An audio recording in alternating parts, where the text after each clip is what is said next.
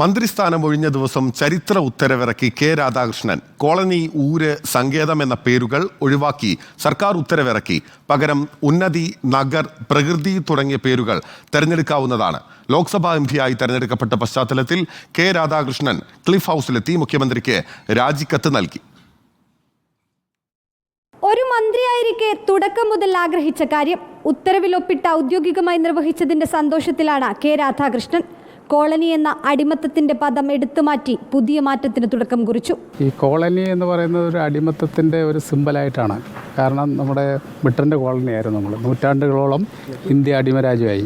അത് ആ കോളനി എന്നുള്ള പേര് മാറ്റണം എന്നുള്ളത് നമ്മൾ നിരവധി ഘട്ടത്തിൽ ചർച്ച ചെയ്താണ്. ഓരോ പ്രദേശത്തും ഇഷ്ടമുള്ള പേരുകൾ, അത് വ്യക്തികളുടെ പേര് പരമാവധി കുറയ്ക്കുക എന്നുള്ളതാണ്.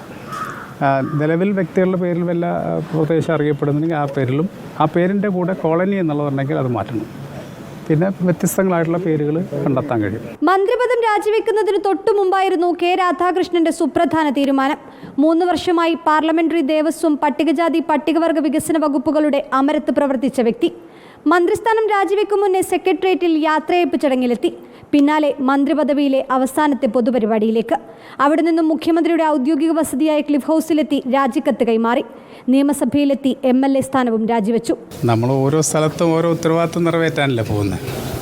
അപ്പോൾ ഓരോ സ്ഥലത്തും ചെല്ലുമ്പോൾ ആ ഉത്തരവാദിത്വം നിറവേറ്റിയിട്ടുണ്ടെന്നാണ് എൻ്റെ ഒരു വിശ്വാസം, എൻ്റെ കഴിവിനനുസരിച്ച്.